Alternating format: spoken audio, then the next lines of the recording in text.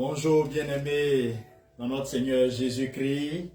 Nous bénissons le nom de l'Éternel qui nous fait la grâce, une fois de plus, d'être là, cette rencontre dominicale pour honorer et bénir son nom. Nous sommes heureux de vous savoir présents, que ce soit en ligne comme en présentiel. Soyez bénis et que les bénédictions de l'Éternel qui ne sont suivis d'aucun chagrin, soit votre partage maintenant et toujours dans le nom de Jésus. Nous allons prier et poursuivre notre enseignement débuté depuis le dimanche passé pour la gloire de Dieu, pour notre édification. Excellent Père, nous honorons ton nom, nous bénissons ton nom, nous sanctifions ce merveilleux et beau nom. Nous prions que tu diriges toutes choses par ton Saint-Esprit, afin que tout ce qui sera dit soit pour ta gloire, pour notre édification, pour notre bien. Gloire te soit rendue. Dispose nos cœurs, nos vies. Et Père éternel Dieu, que ta grâce nous accompagne en tout temps. Sois élevé. Excellent Père, c'est dans le nom de Jésus que nous avons prié. Ensemble, disons Amen. Gloire à Jésus. Dimanche passé, nous avons commencé sept raisons pour lesquelles qui doivent nous conduire à la prière. 7 raisons qui doivent nous conduire à la prière. Et le dimanche passé, nous avons vu la raison 1. Donc, c'était la partie 1. La raison 1 qui avait pour but de nous aider à comprendre la thématique « Pourquoi prier ?» Pourquoi devons-nous prier? 7 raisons pour répondre à cette question. La première raison qui avait été donnée dimanche passé, c'est que Dieu nous recommande cela de façon instante, de prier, et cela dans la Bible. Dieu nous demande de prier. Et nous avons évoqué 6 arguments pour cette première partie et cette première raison. L'argument premier était contenu dans Luc 18. Le verset 1, c'était que Jésus, au travers d'une parabole, a montré qu'il faut toujours prier et ne point se relâcher. Donc nous devons prier sans nous relâcher. Le second argument, contenu dans 1 Thessaloniciens 5,17, c'est de prier sans cesse. Prier sans cesse. Et le troisième argument qui montre que Dieu nous recommande dans la Bible instamment de prier, c'est Philippiens 4,6. Ne vous inquiétez de rien, mais dans toutes choses, faites connaître vos besoins à Dieu par des prières, des supplications, avec des actions de grâce. Voilà, des actions de grâce. Et là, on avait souligné le fait que le chrétien est appelé à faire de tout ce qui le concerne, absolument de tout, un sujet de prière.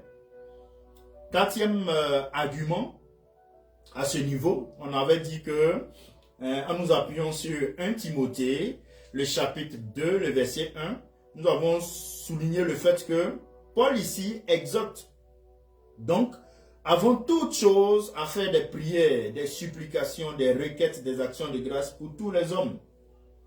Voilà, nous avons l'ordre de prier, non seulement en tout temps, mais encore pour tous les hommes. En tout temps, mais pour tous les hommes. Voyez-vous. La cinquième raison, contenue dans Éphésiens 6, 18 à 19, c'est que ce passage servant de conclusion à la description de l'armure du chrétien et donne le dernier mot en ce qui concerne la force spirituelle pour le combat spirituel. Vous voyez, et il est dit là, faites en tout temps par l'esprit toutes sortes de prières et de supplications, veillez à cela avec une entière persévérance et priez pour tous les saints. Et Paul même conclut en disant priez pour moi. Et la sixième raison, c'est que nous devons veiller et prier afin de ne pas tomber en tentation, comme nous le dit Matthieu 26, 41. Donc, pour tous ces éléments bibliques, nous avons les preuves que nous devons prier de façon. Nous avons reçu l'ordre de Dieu de prier de façon instante. Donc, lorsqu'on te pose, j'avais donné l'exemple de mon fils mon fils de 4 ans, qui m'avait posé la question de savoir pourquoi est-ce que nous devons prier. Pourquoi est-ce que tu dois prier? Voilà. La première des raisons, dans les 7 raisons que nous allons évoquer sur ces dimanches qui vont suivre, la première des raisons que nous avons données dimanche passé, c'est que Dieu te recommande. Dieu te recommande de prier. Donc déjà, par obéissance à Dieu, tu dois prier. C'est ce qu'il faut retenir à ce niveau. Et ma conclusion, le dimanche passé, c'était que la prière est un devoir expressement commandé à chaque chrétien. En tout temps, pour tout le monde et pour tout ce qui le concerne. Ne pas prier est donc un péché. Une désobéissance flagrante à un commandement précis de Dieu. Et c'est ce que je vous avais évoqué. Frères et sœurs, les chrétiens que vous êtes, que je suis, nous devons donc prier parce que cela nous est clairement ordonné dans la parole de Dieu. Cela nous est clairement ordonné dans la parole de Dieu. Donc pourquoi est-ce que nous devons prier?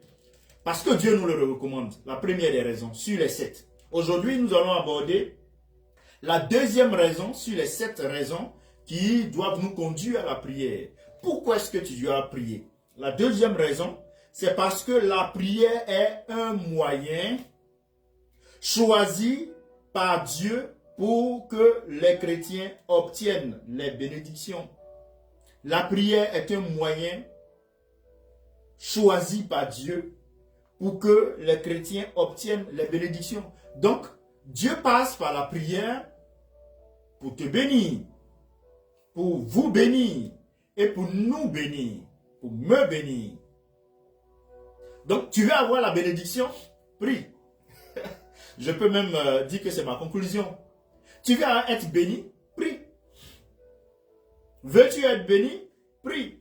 Nous aimons tous la bénédiction aujourd'hui. Il faut prier.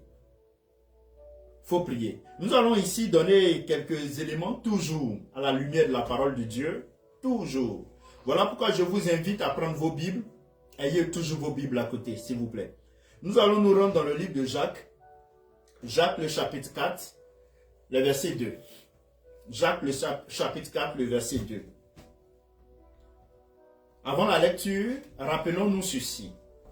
Le monde incrédule cherche à satisfaire ses désirs par ses propres efforts. Son travail, ses méthodes, parfois même par l'effet d'un heureux hasard. Mais qu'est-ce qu'on constate? Mais les enfants de Dieu sont enseignés à tout obtenir en le demandant à leur Père céleste. Et la raison pour laquelle nous ne recevons pas, c'est que nous ne demandons pas. La raison pour laquelle nous ne recevons pas, c'est que nous ne demandons pas. C'est pourquoi, mon frère et ma soeur, je t'invite à prendre ta Bible. Et ensemble, retrouvons-nous à Jacques, chapitre 4, le verset 2. Jacques, chapitre 4, je vous ai laissé le temps de trouver le verset.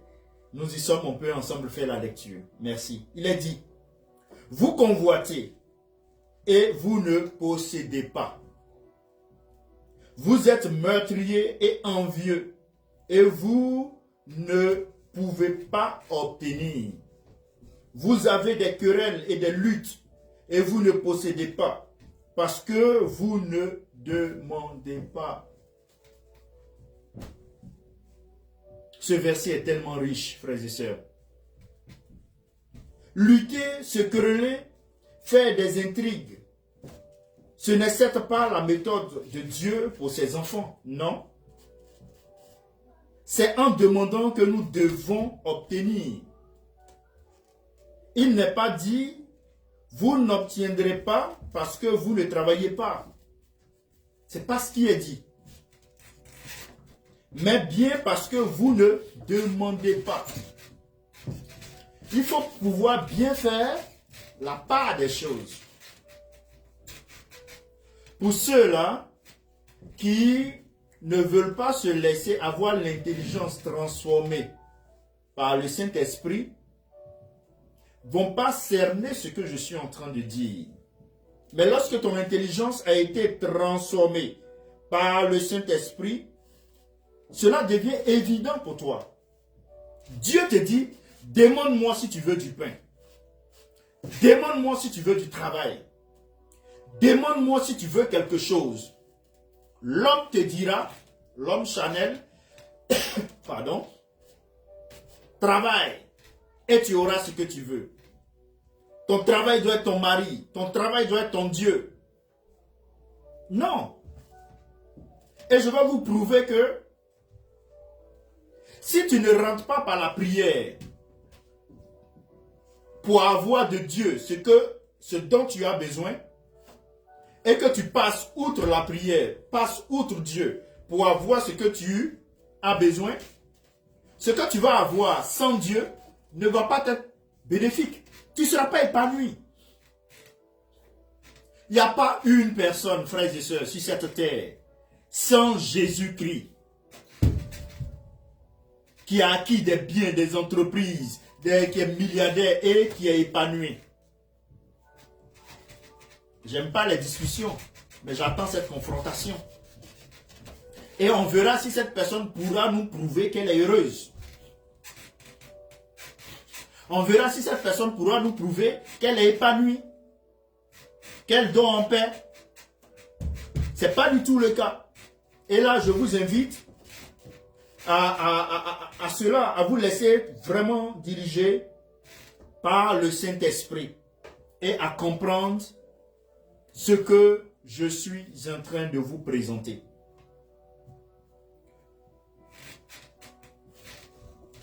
Je reprends. C'est en demandant que nous devons obtenir. Et il n'est pas dit que vous n'obtiendrez pas parce que vous ne travaillez pas. C'est pas ce que la Bible dit. Mais bien parce que vous ne demandez pas. Il faut d'abord demander à Dieu.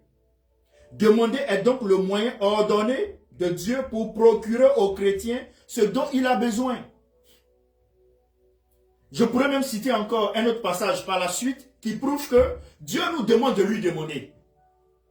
Pas qu'il n'est pas conscient du fait qu'on doit travailler. Mais il sait pourquoi il nous demande de lui demander. Nous devons juste être obéissants. Juste être obéissants.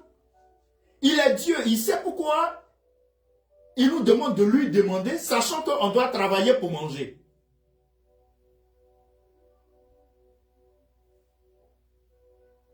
Sachant qu'on doit travailler pour manger, mais il nous dit, demandez-moi. Et je vais vous montrer ce que notre Seigneur dit à ce sujet. Frères et sœurs, Dieu nous ordonne de lui demander ce dont nous avons besoin. Il est évident que si le paysan veut obtenir une moisson, il lui faut labourer sa terre et l'ensemencer. Le travail joue ici un rôle indispensable.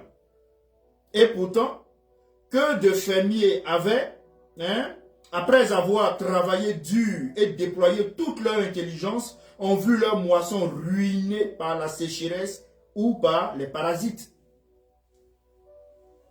Donc, tu peux te dire que ton travail est ton Dieu, t'engager là-dedans, travailler comme il se doit, mettre Dieu à côté. Mais tu vas aller, tu peux même travailler et puis ne pas toucher ton salaire. Nous connaissons des gens ici qui ont reçu à des concours en tant que fonctionnaires, qui ont fait la formation, qui ont commencé même en tant que prestagiaires, stagiaires, avant de toucher le rappel, leur premier salaire. Ces personnes sont décédées. Ces personnes sont décédées. Il y a d'autres qui vont au champ, qui travaillent la terre, qui ensemencent la terre. Un seul insecte vient tout détruire. Ceux-là n'ont-ils pas travaillé? Mais ils ont travaillé, est-ce que leur travail a pu les nourrir? Non. Mais ce sont des cas qui sont tus par ceux-là qui vont te dire que le travail est ton Dieu. Non. Arrêtons ce type de marketing-là. Revenons à la réalité. Dieu te dit que pour que ton travail te nourrisse, il faut le lui demander. C'est simple.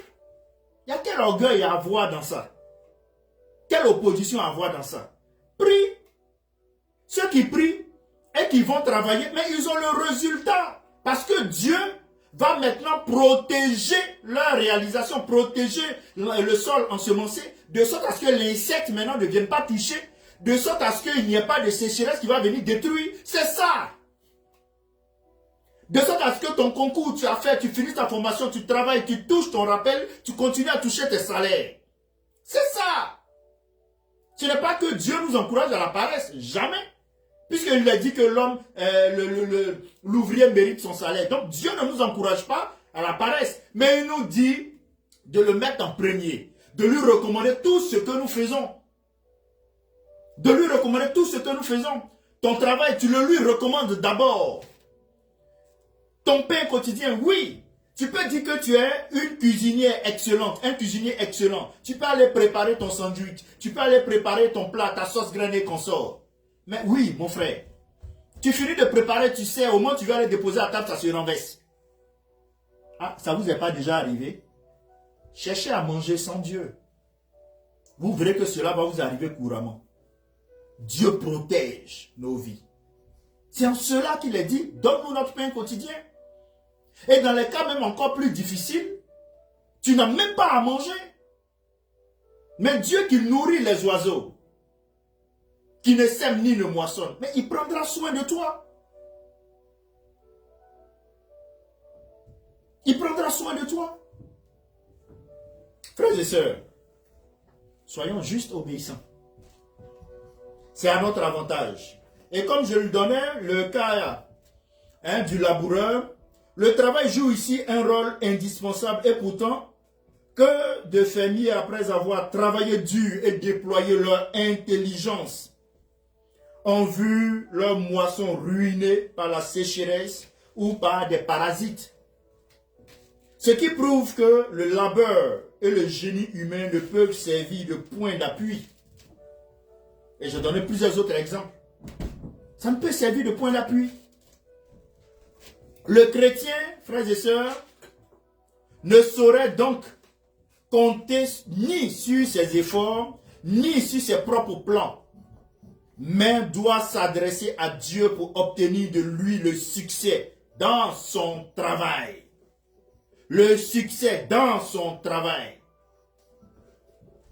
On t'a envoyé dans un pays, tu es un expatrié, ton contrat finit bientôt. Il y a d'autres qui sont allés en des missions pour 2 ans, 1 an, dans d'autres pays, en Europe, en Amérique. Ton contrat est en train de finir. Alors que tu as des avantages, tu as des charges. Revenir même sur le pays avec le salaire que tu vas avoir au pays, ce n'est pas évident. Tu as des projets. Recommande ton sort à l'Éternel.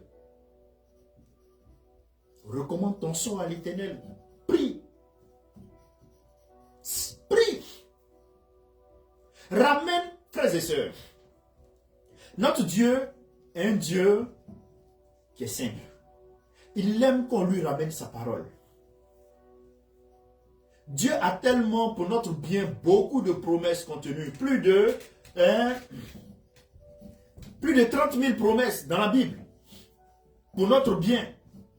Mais il faut prendre ces promesses-là et les lui ramener.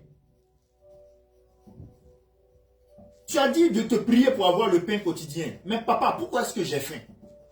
C'est légitime. Il te dira si tu es un enfant obéissant ou pas. Si tu es un enfant sage ou pas, il va te le dire.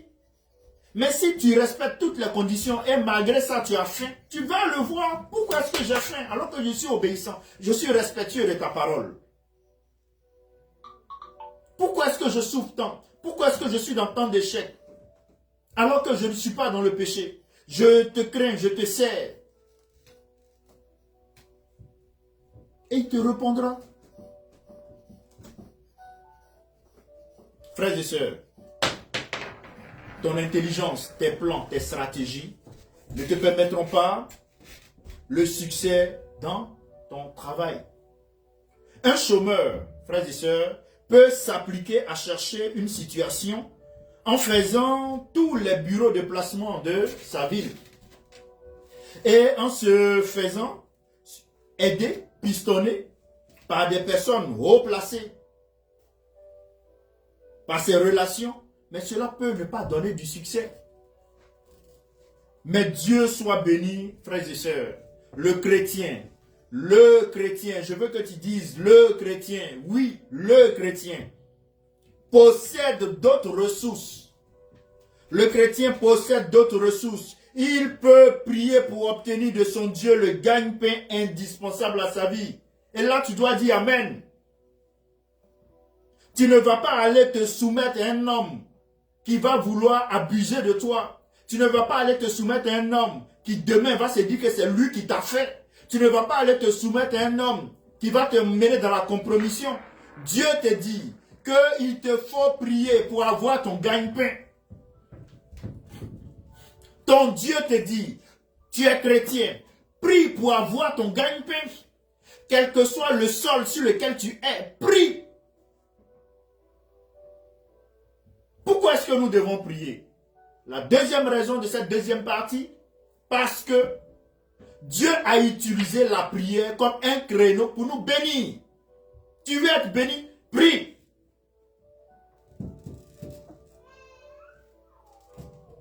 Je vais vous donner l'exemple d'un auteur, J.R. Rice, un écrivain chrétien qui, en 1940, avec une histoire lorsqu'il était en train de prêcher. Je vous conte son histoire. Il dit, au cours de son sermon sur la prière, il a écrit un livre sur la prière, il dit, en 1940, je me sentis poussé à m'adresser directement à un certain jeune homme assis au second banc. Le montrant du doigt, je lui demandai publiquement, as-tu du travail, jeune homme? Et le jeune homme répondit négativement. Et lui maintenant qui dit, si Dieu te donnait du travail, serais-tu décidé à le servir de tout ton cœur? Le jeune homme répondit en disant, oh oui, monsieur, et Dieu sait si j'en ai besoin.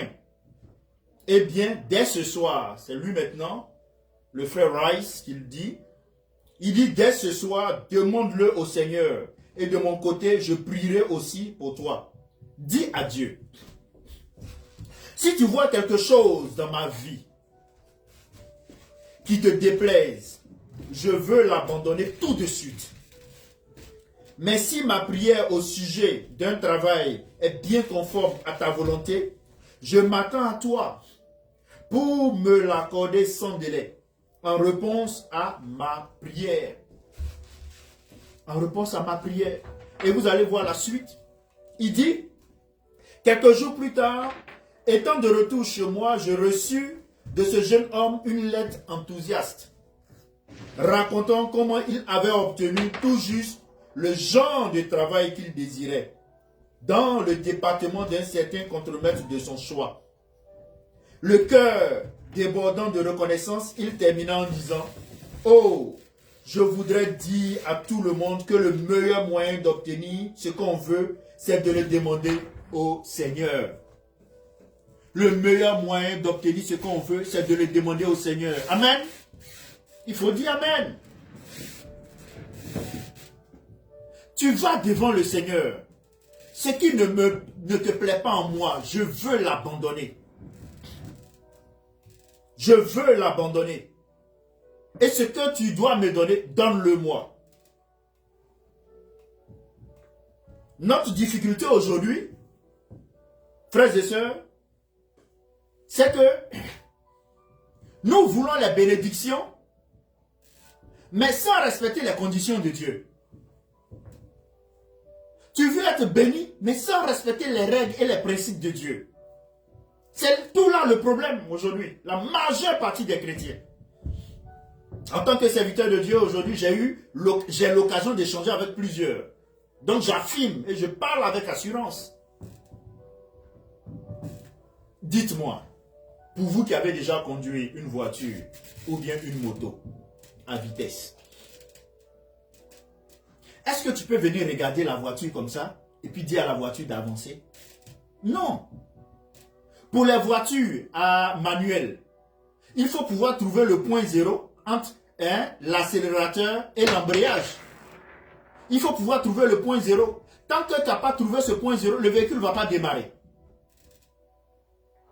Vous convenez avec moi? Pour le véhicule automatique, si tu n'as pas mis le levier sur démarrer, le véhicule ne va pas bouger. Pour les engins, il y a des règles. Mais nous, chrétiens, on ne veut respecter aucune règle, mais on veut la bénédiction. C'est quel type de chrétien on est aujourd'hui? Personne ne veut fournir d'efforts. On veut se réveiller, la vie est rose, la vie est simple, tout est bien. Voilà, tout est facile. On regarde une voiture, la voiture marche, ça s'en va. Non, il y a des règles pour que la voiture avance. Pour que la moto évolue, il y a des règles, il y a des vites, je maîtrise pas la moto parce que les motos à vitesse, je sais pas rouler, je connais pas. Mais les voitures, je connais. Il y a des règles. Et Dieu, pour ses bénédictions, il y a des règles. Conserver connaître ses commandements, garder ses commandements, les appliquer. Tu ne connais pas les commandements de Dieu. Tu ne les conserves pas, tu ne les appliques pas, mais tu veux que Dieu te bénisse. Il va te bénir comment? Il ne peut pas. Même vous-même, toi, vous qui me suivez, chacun d'entre nous a ses règles chez lui à la maison. Quand tu as donné tes règles à la maison pour que les enfants peut-être observent les règles, vous allez regarder la télévision. Quand les enfants n'observent pas les règles, vous leur permettez de regarder la télé? Non. Non. Mais pourquoi est-ce que quand c'est Dieu, lui, il doit évoluer selon nos humeurs. Si je n'ai pas respecté les règles, ce n'est pas grave, mais comme j'ai besoin de quelque chose, il n'a qu'à me donner. Pardonnons, s'il vous plaît, revoyons notre relation avec le Seigneur. Revoyons notre relation avec le Seigneur. Et regardez la prière que le frère Rice a demandé aux jeunes de faire. Permettez que je vous relise la prière. Hein? Permettez que je vous relise la prière. Il a dit, si tu vois quelque chose dans ma vie qui te déplaise, je veux l'abandonner tout de suite. Donc, va à Dieu avec un cœur sincère, un cœur repentant. En disant à Dieu, d'abord, qu'est-ce qui fait que je ne suis pas en règle avec toi? Parce que je sais que tous ceux qui sont en règle avec toi, tu les bénis. Donc, si Dieu, nous ne recevons pas ce que nous demandons à Dieu, c'est qu'on n'est pas en règle avec Dieu. Généralement, c'est ça. Donc, qu'est-ce qui fait que je ne suis pas en règle avec toi? Je veux l'abandonner. Dieu, par moment, met le doigt si ce qui ne lui plaît pas en nous. Mais on ne veut pas abandonner. Dieu te dit de quitter dans cette relation-là, où tu es maîtresse. Tu es dans la fornication. Tu es dans la tricherie, tu es dans le vol, tu es dans le mensonge. Dieu te met le doigt là-dessus, il faut quitter. Tu dis, tu ne laisses pas. Mais tu veux être béni. Même si c'est toi-même qui es à la place de Dieu, est-ce que tu allais bénir la personne? Tu n'allais pas le faire. Mais comme c'est toi qui es sujet, tu veux qu'on te bénisse. Dieu est juste. Et pour sa justice, il ne va pas céder à tes humeurs. Parce qu'il est juste. S'il n'était pas juste et seulement amour, voilà, nous aujourd'hui, parents, même des fois on dit des choses aux enfants. Si tu ne fais pas ça, mais par amour, on tourne et puis bon, on cède un peu. Dieu, il est juste. Par justice, pour sa justice, il va te chicoter. Pas parce qu'il veut te chicoter, mais parce qu'il est juste. Son attribut de justice fait qu'il doit te corriger. Donc, revoyons dans nos vies. Et vous allez voir, il poursuit la prière. Je veux l'abandonner tout de suite. Pas remettre. Tu as une relation qui ne plaît pas au Seigneur, brise la relation. Mais tu fais des calculs. Si j'ai brisé cette relation, comment j'ai fait pour manger? Ce gars-là, je vis dans la fornication, dans l'adultère, c'est lui qui me nourrit. C'est lui qui paye notre loyer. Si j'ai coupé, comment est-ce que je vais vivre? Dieu, il dit, je vais l'abandonner immédiatement. Donc, abandonne. Repens-toi, abandonne le péché. Et puis il dit, mais si ma prière au sujet d'un travail est bien conforme à ta volonté. Donc, non seulement tu quittes le péché, mais ce que tu demandes doit être conforme à Dieu. Parce que je vous l'ai dit et je vous le redis. Dieu nous a créés pour sa gloire et pour qu'on fasse sa volonté. Dieu ne nous a pas créés pour qu'on vienne sur la terre faire notre volonté. Quand tu n'as pas compris ça, tu perds ton identité. Tu as l'impression que ta vie n'a pas de sens. Un ambassadeur peut-il aller dans un état et puis faire ce qu'il a envie de faire? Mais il est perdu. C'est ce que nous faisons. Nous sommes des ambassadeurs sur cette terre. Mais on vient, celui qui nous a mandaté, qui nous a permis de naître, qui nous a envoyés, on coupe les liens avec lui et puis on dit, bon, on va vivre notre vie.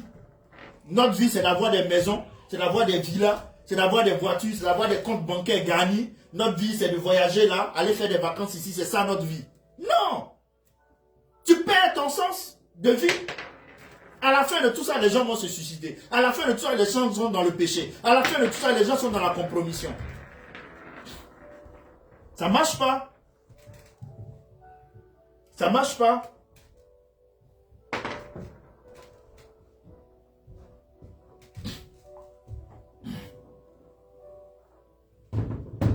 Donc l'enfant reçoit cette prière de la part du frère Rice. Il dit au sujet d'un travail bien conforme à ta volonté.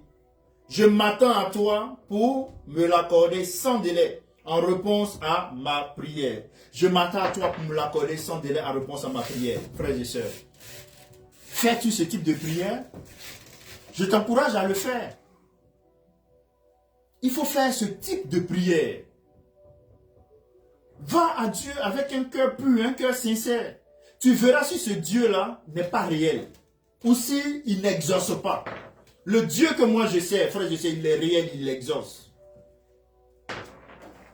Il est réel et il exauce. Notre Sauveur nous a enseigné à prier.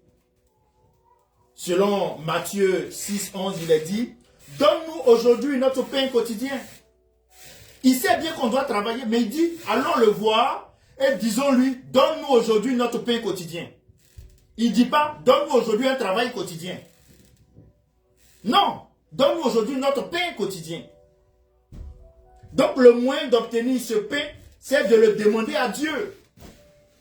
Ce qui ne veut pas dire, évidemment, que le chrétien doit être paresseux et mendier. Bien au contraire, l'homme de prière sera toujours prêt à faire n'importe quel travail sous les ordres de son Dieu. Sous les ordres de son Dieu. Quand tu demandes le pain quotidien à Dieu, Dieu va te conduire dans un schéma, dans une marche de travail qui va te permettre d'avoir ce pain quotidien.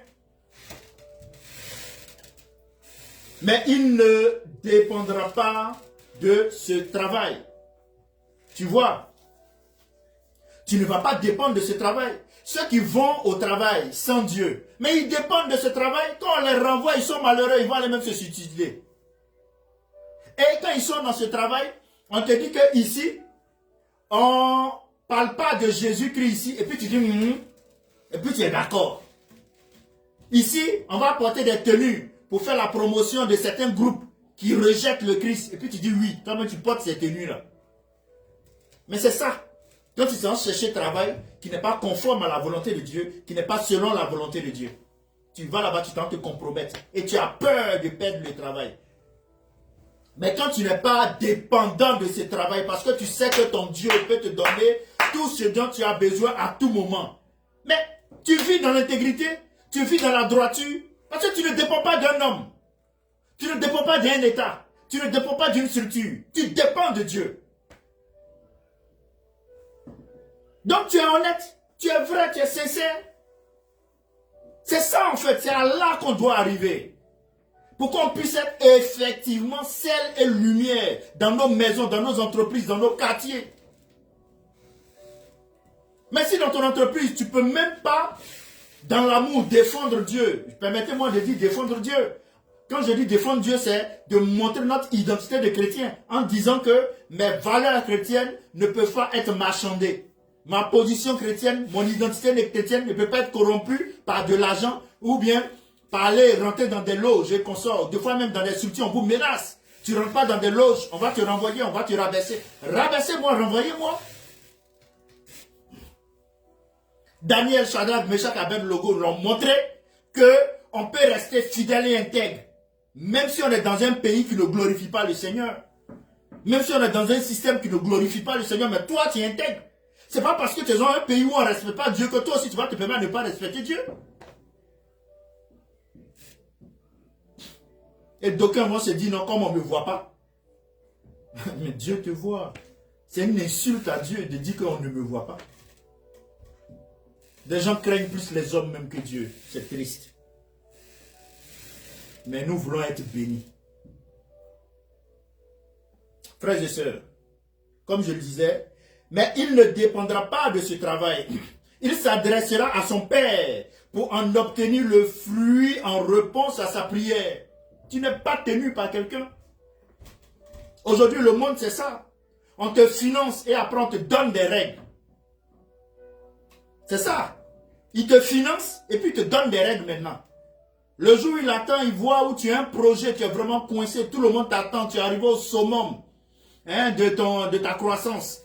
Tu as besoin d'un financement important. Tout le monde te regarde. Et puis il te dit, bon, il va falloir maintenant que tu incluses telle pratique dans ta manière de prier. Il faut arrêter de prier comme ça. Et des sujets sur lesquels tu prêches, arrête de prêcher dessus maintenant. Comme si tu ne fais pas ça, on ne va pas te donner l'argent.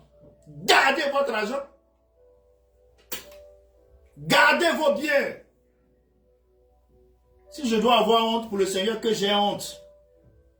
Si je dois être rabaissé pour Jésus-Christ, que je sois rabaissé pour Jésus-Christ. Si je dois être humilié pour Jésus-Christ, que je sois humilié pour Jésus-Christ. En temps opportun, il va me lever. Ce n'est pas un homme qui va me lever par ses financements, par ses dons, par ses biens. Non. Il faut que nous, chrétiens, on arrive à là. Tant que tu n'arriveras pas à cette dimension, tu ne pourras pas être ciel et lumière. Tu ne pourras pas.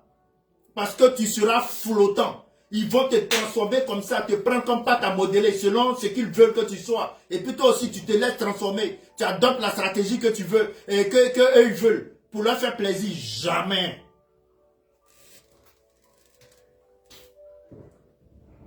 Nos nations sont corrompues, nos frères et sœurs sont corrompus, sœurs corrompues pour la nourriture. Les gens se prostituent pour la nourriture.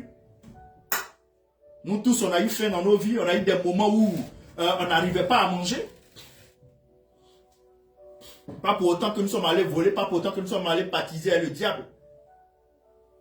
On a eu des temps où on ne mangeait pas. On faisait des jeûnes sans prière, sur 2, 3, 4 jours.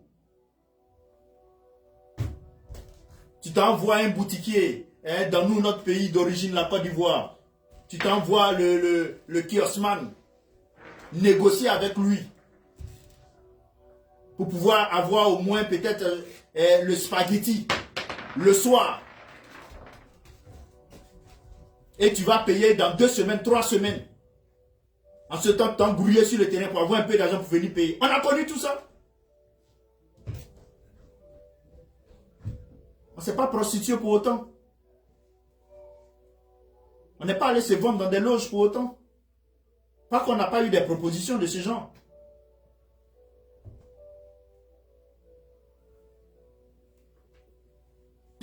Frères et sœurs, n'oublions pas que Dieu peut juger bon d'employer des moyens humains.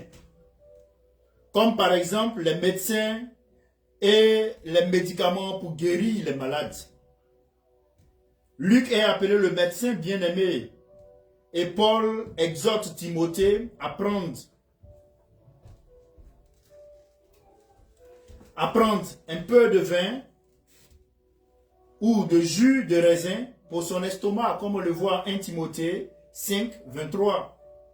Le roi Ézéchias fut guéri après qu'on eut, sur l'ordre d'Ésaïe, posé un emplâtre de figue sur son ulcère en Ésaïe 38, 21. Dieu peut donc employer des moyens naturels pour l'exaucement de nos prières. Dieu peut te guérir de façon extraordinaire. Passer par les médecins comme pas. Quel est ton sujet de prière? Il peut nous faire trouver du travail à travers un bureau de placement, nous donner une moisson résultant de notre propre labeur. Mais n'oublions pas non plus que Dieu n'emploie pas toujours, pas invariablement, ses intermédiaires. Il peut aussi, en dehors de tout facteur prévisible, exaucer nos prières, guérir des malades sans aucune intervention médicale. Nous envoyer l'argent nécessaire sans que nous l'ayons gagné. Je le sais bien, frères et sœurs. Par ma propre expérience, je vous le dis, et je dis béni soit le nom de Dieu. Par ma propre expérience, j'ai eu des guérisons à mon niveau, des guérisons chez des personnes pour qui on a prié sans qu'on passe par des médecins. Deux fois aussi on est passé par des médecins, où Dieu nous a permis d'avoir les moyens financiers de payer les consultations de certaines personnes, de payer les traitements de certaines personnes, de nourrir miraculeusement certaines personnes, guérir miraculeusement certaines personnes. Frères et sœurs, le fait est que soit par des moyens naturels, soit par des voies tout à fait extraordinaires et inattendues, c'est toujours Dieu qui nous accorde ce dont nous avons besoin. C'est ce qu'il faut retenir. C'est toujours Dieu qui nous accorde ce dont nous avons besoin. Et le moyen de l'obtenir, c'est de le lui demander. Le moyen de l'obtenir, frères et sœurs, c'est de le lui demander. C'est de le lui demander. La prière est la condition établie par Dieu pour répondre aux besoins de ses enfants. La prière, c'est le créneau que le Seigneur a choisi pour répondre à ton besoin, mon frère, ma soeur. Tous les autres moyens peuvent échouer. Tous les autres moyens peuvent échouer. Mais la prière, Dieu seul fit la prière et donne mandat aux anges d'intervenir dans ta vie. Daniel, dans Daniel 10, il priait. C'est au travers de la prière qu'il recevait les instructions de la part du Seigneur. Quand il prie, l'ange Gabriel surfe sur la prière et puis l'atterrit chez lui. Et exaucement est donné. Tous les hommes de Dieu, même Élie, pour que le feu descende, il a prié. Il a prié.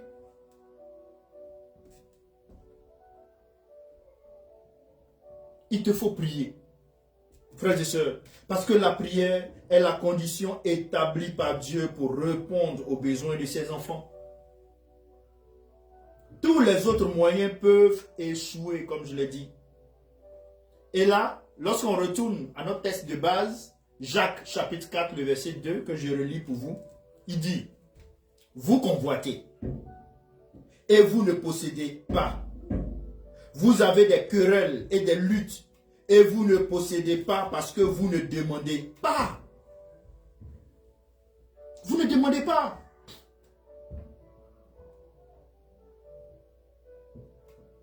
Demandez à Dieu sincèrement.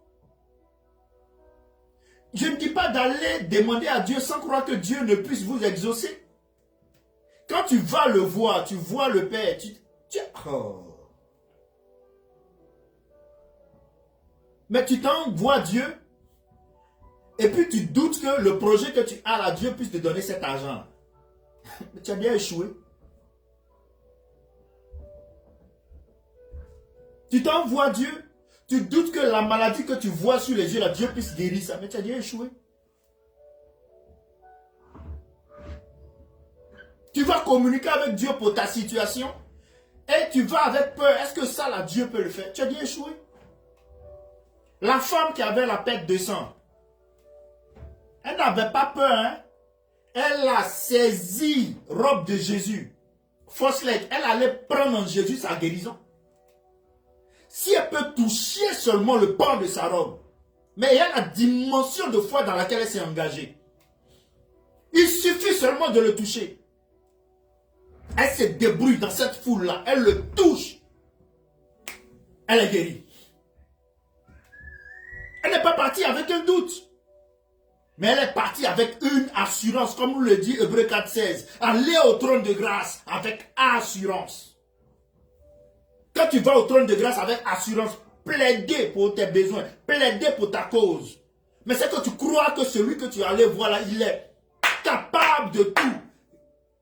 Rien ne lui est impossible. Et c'est dans cette dimension que Dieu aime maintenant montrer sa gloire. Parce qu'il sent que son enfant est arrivé à ses limites. Et lui maintenant, il intervient.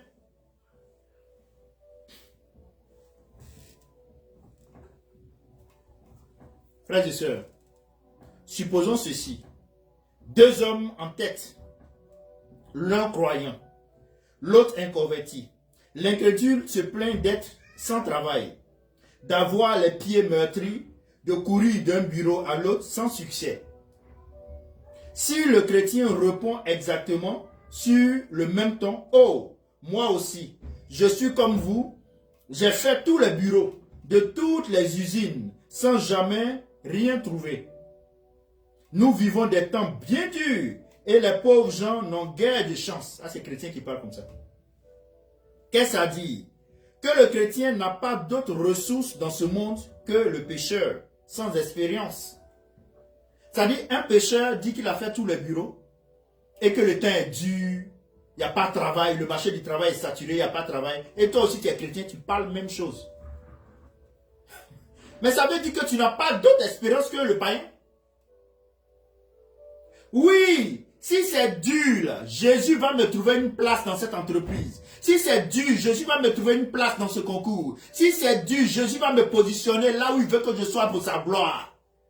C'est comme ça que tu dois parler.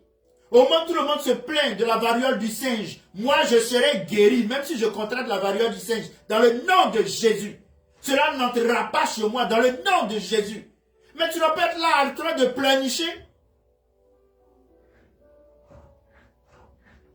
Le païen vient te voir, il insulte les hommes politiques. Toi aussi chrétien, tu es là, tu insultes les hommes politiques aussi.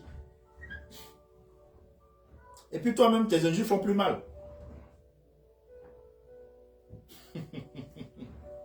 Comprenez que, arrêtons. Je dis, tu es sel et lumière. Mais celui qui vient à toi, qui ne connaît pas Christ, toi, tu dois l'éclairer. Et puis c'est toi qui te laisses dominer par les ténèbres qu'il envoie. Mais il y a un problème dans ta vie. Avec ça, tu veux être béni. La prière, c'est le moyen choisi par Dieu pour nous bénir. Tu ne pries pas.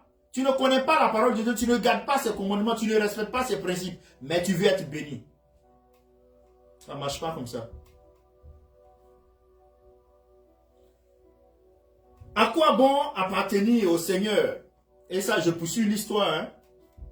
Si vous n'avez personne qui réponde à vos prières, qui prennent soin de vous à l'heure du besoin. Il y a dans une vie pareille ni joie, ni témoignage, ni victoire. Mais nous avons l'assurance d'un Dieu qui exauce, d'un Dieu qui entend.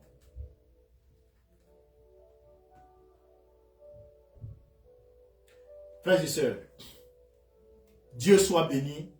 Le chrétien que nous sommes peut prier avec une pleine confiance. Tu peux prier avec une pleine confiance. Père, tu sais que ton enfant a besoin de travail pour vivre. Le monde entier est entre tes mains.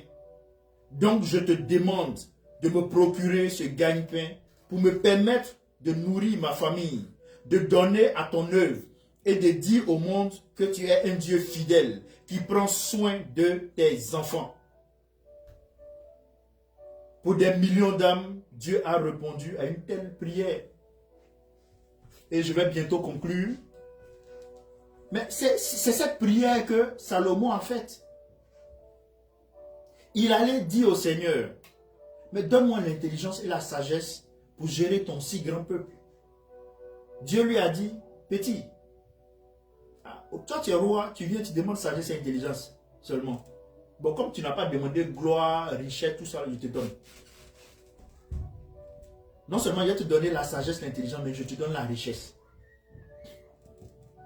Toutes les fois que vous demandez quelque chose à Dieu pour sa gloire, non seulement Dieu exauce là, mais il vous donne plus. Parce qu'il regarde la sincérité de votre cœur. Vous ne venez pas en orgueil. Aujourd'hui, certains veulent travail pour qu'on puisse dire dans la société là qu'eux aussi, ils ont un travail, ils ont une maison, ils vont se marier, ils vont avoir une voiture. C'est tout. Ou bien pour aller se venger. de ceux-là qui ne les ont pas hébergés, de ceux-là qui n'ont pas donné la nourriture lorsqu'ils étaient étudiants, qui ne les ont pas aidés à payer leur scolarité, payer 4 de bus. C'est tout, leur objectif. Mais ça, en quoi est-ce que ça glorifie le Seigneur? Non. Dis à Dieu, bénis-moi pour que je sois une source de bénédiction pour tes enfants. Vous allez voir si Dieu ne va pas vous bénir. Et ne faites pas comme cette histoire où il est dit, nos comédiens au pays le faisaient dans le temps, dit, Seigneur, donne-moi un peu d'argent. Si tu m'as donné les 100 000, je vais te donner la dîme. Je vais te donner 10 000 dedans. Et puis l'autre le cogne un peu, dit, ah, 10 000 c'est beaucoup trop. Dit, non, laisse, je le blague. Non, tu ne peux pas blaguer Dieu, mon frère. Il connaît ton cœur. Si tu t'en lui demander, puis il sait que ce que tu t'en lui demandé là, c'est égoïste, tu n'auras pas. Je vais maintenant conclure en disant ceci. Frères et sœurs, le Dieu qui tient compte des passereaux, qui a revêtu les lys des champs de plus de beauté que Salomon dans toute sa gloire, qui connaît le nombre des cheveux de ses rachetés, ce Père céleste a ordonné que toute chose soit accordée à ses enfants par le moyen de la prière. Je vais reprendre. Le Dieu qui tient compte des passereaux, qui a revêtu les lys des champs de plus de beauté que Salomon, dans toute sa gloire, qui connaît le nombre des cheveux de ses rachetés, ce Père céleste a ordonné que toute chose soit accordée à ses enfants par le moyen de la prière. Oui, pourquoi doit-on prier? La deuxième raison, c'est que Dieu a choisi le moyen de la prière comme un créneau de bénédiction pour ses enfants que nous sommes. Vous demandez, vous recevrez. Matthieu 7,7 même va le dire. Cherchez, vous trouverez. Demandez, l'on vous donnera. Mais restons déjà à Jacques 4, qui nous dit, je refais la lecture pour conclure. Jacques 4, 2 nous dit, vous convoitez et vous ne possédez pas. Vous êtes meurtriers, envieux, et vous ne pouvez pas obtenir. Vous avez des querelles et des luttes, et vous ne possédez pas, parce que vous ne demandez pas. Toutes les fois où votre désir personnel sera en avant, vous n'allez pas recevoir. Parce que pour que les bénédictions de l'Éternel ne soient suivies d'aucun chagrin, il faut que ces bénédictions-là soient données par Dieu. Il faut que tu sois béni par Dieu. Et selon la volonté de Dieu. C'est en cela que tu seras épanoui. Et ma prière en ce matin, c'est que tu sois béni. Ma prière en ce matin, c'est que tu pries comme ce jeune homme qui d'abord présente son cœur à Dieu. Est-ce que mon cœur est conforme à ta volonté? S'il y a des choses dans ma vie qui ne te glorifient pas, donne-moi de m'en débarrasser. Et je veux m'en débarrasser. Donc une volonté manifeste d'être dans la sanctification, dans la consécration. Et c'est à la suite de cela que le Seigneur pourra maintenant agir dans vos vies. Il te donnera le travail, il te donnera la guérison, il te donnera la paix, la joie dont tu as besoin pour sa gloire. Que le Seigneur vous bénisse abondamment et que sa volonté se fasse continuellement dans vos vies, dans nos vies. Nous espérons que sur les 7 raisons de pourquoi devons-nous prier, la première raison, c'est parce que Dieu nous le recommande. La deuxième raison, c'est parce que Dieu utilise le créneau de la prière comme un moyen de bénédiction. Les dimanches à venir, nous allons poursuivre avec les 5 autres raisons. Nous prions que votre semaine se déroule très bien, que ce message vous apporte vraiment, vous a édifié. Et nous espérons, comme vous le savez, nous avons une page WhatsApp pour ceux qui sont en ligne. Et sur cette page WhatsApp, vous pourrez poser des questions pour qu'on puisse aller en profondeur, pour qu'on puisse vous aider, pour qu'on puisse vous accompagner dans votre marche chrétienne. Que le Seigneur vous bénisse. Nous allons maintenant prier. Excellent Dieu, nous voulons honorer ton nom. Te disons merci pour ce temps d'échange. Seigneur Esprit Saint, gloire te soit rendue pour tes bienfaits dans nos vies. Merci pour ce que tu n'as cessé de nous diriger, de nous accompagner. Sois élevé. Merci pour tes bienfaits. Merci de permettre à ce que cela soit inscrit sur nos cœurs et donne-nous non seulement de connaître les commandements, de les garder dans notre cœur et de les appliquer. Que ta volonté soit faite. C'est dans le nom de notre précieux Seigneur Jésus que nous avons prié. Bon dimanche à tous et à bientôt. Merci.